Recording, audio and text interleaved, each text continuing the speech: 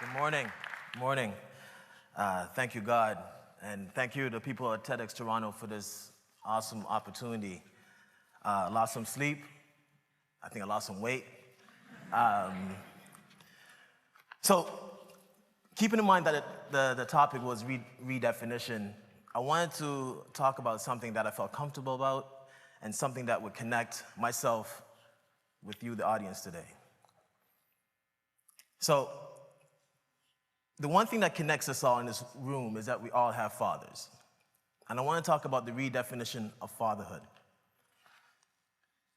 Whether it's Wayne Gretzky, Tiger Woods, Serena and Venus Williams, they've all said that they've had, or their fathers were instrumental in their success. We all have fathers. Whether we have a good relationship with our fathers is something totally different.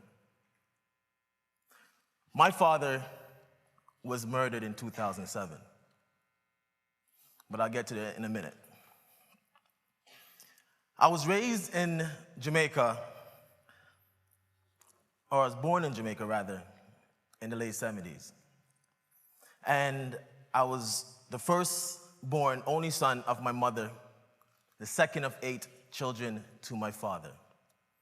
I was raised by my mom and my grandmother, the indomitable Joyce Hay. My father and myself had a traditional, or what I seem or I thought was traditional relationship, which was, it wasn't consistent.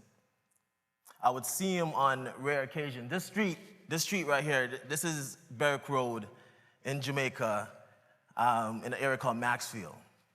And this is where I learned most of my values that I have today. On the street, I would have seen, these are where I consistently may have seen my dad, and it wasn't by chance, it was just, it was actually by chance, it wasn't on purpose.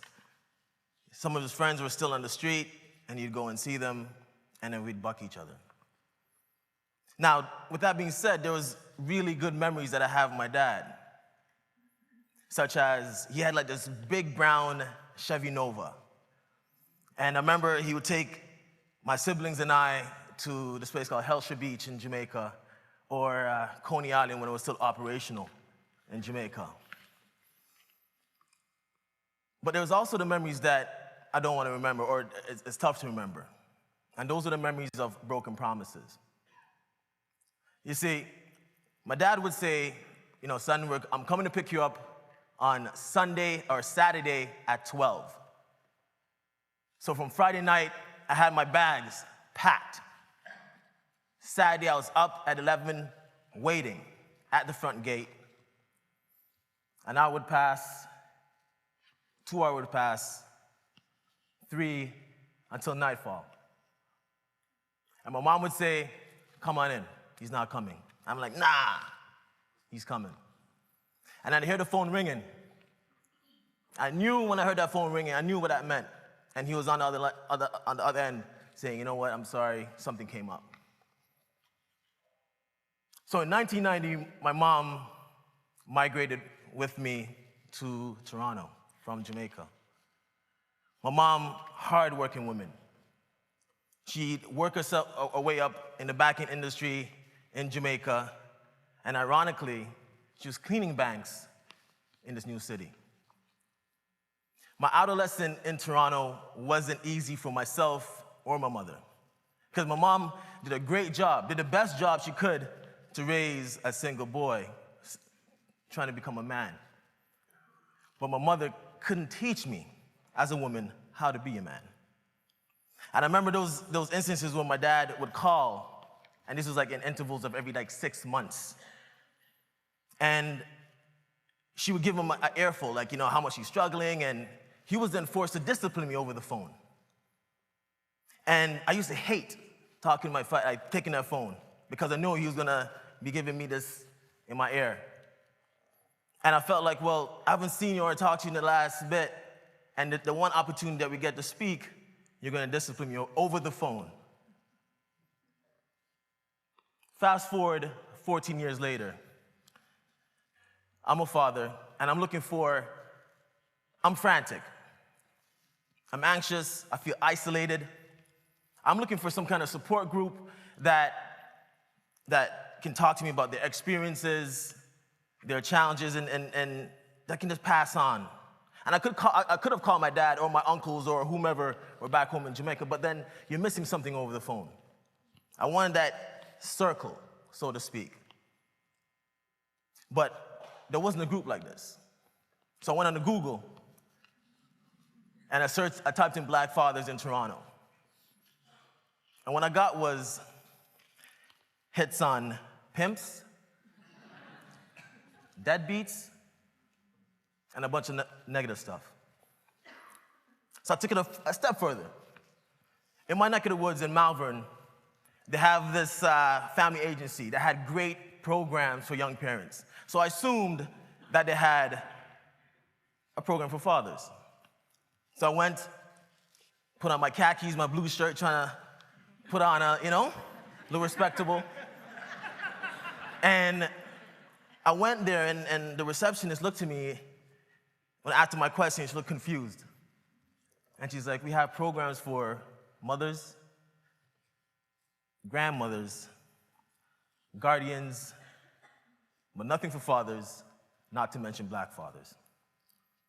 So I remember the feeling I had when I left the office. I was frustrated, and again, feeling isolated.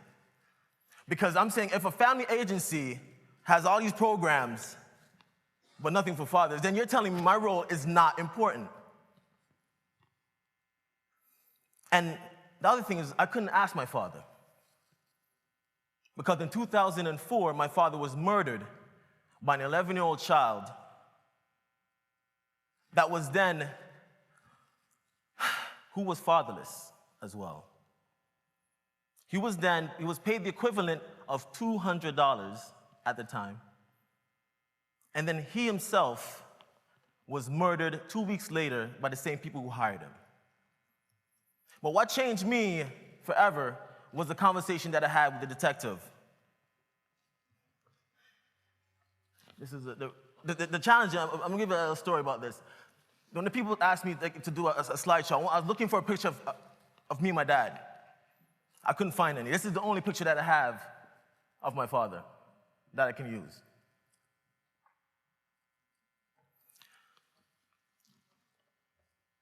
The detective said to me that this sort of thing, in a nonchalant voice, and he had like a stack of cases on his table. He's like, this kind of thing is happening more often than he'd like to admit. And I had to step back. I'm like, this? So a young man killing my father, then getting murdered 2 weeks later is normal? I'm like, nah. But you see, there's a normalization of crisis within Black communities around the world. The number one predictor of violence and poverty in Black communities is fatherlessness. The question I was asking myself is, what can we do about this? What is the solution? What can we do?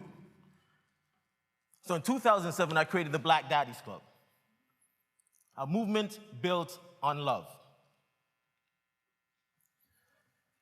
The Black Daddies Club has a couple things that we're based on. It's to create a safe spaces for Black fathers to talk about our challenges as well as our victories as parents. The second is to work with the media to create alternate, more positive imagery of Black fathers. The one thing I can honestly say that these Black fathers, when they come to our program, they discover one thing right off the bat: they're not alone. And that is so key. The feeling of isolation and shame us fathers can go through, having that space is huge. Whether it's our Daddies and Me program, which is aimed at fathers and their children building a relationship. And for the dads who can't afford to go to, whether it's a Raptor game or the AGO, we provide these tickets, and we go as a group. And it's a beautiful thing where I have 3 boys, so if I have to go to the washroom, I'm asking one of these dads to watch my kid, and vice versa. And afterwards, we're exchanging numbers. So we're building communities. The second, again, dealing with isolation, we have a Breaking Bread program in Jane and Finch, which deals with fathers who have issues with the law. And again, those dads come in feeling like, yeah, I'm by myself. I'm going through custody. I'm having issue with subsidy. My lady says, listen to me, if subsidy finds out that you're playing a role, I'm gonna get that's gonna get cut. So you can't stick around. So these dads feel ashamed because they can't provide. So they can't see their kids. What drives me is two things. Number one, my three boys, Tristan, Julian, and Elijah. The second is that my father's death will not be in vain. You see, our goal is not just to create programs. It's to create change. It's to create policy change. It's to create a movement built on love.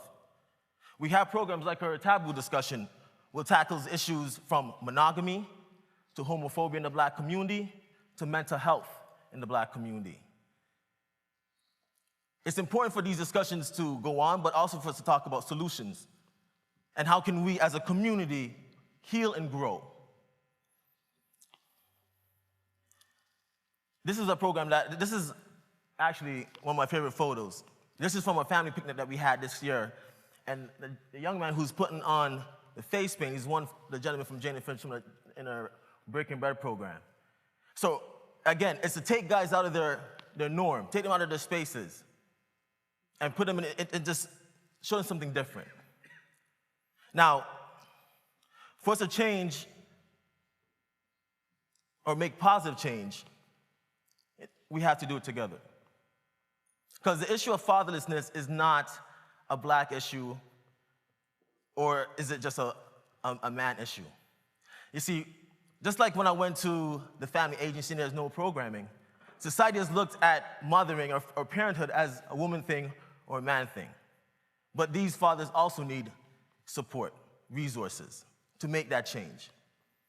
If we want that cycle of poverty and violence due to fatherlessness to change, there has to be a Black Daddies Club in every Black community, whether it's Canada, the UK, the US, and yes, even the Caribbean, where my father was murdered.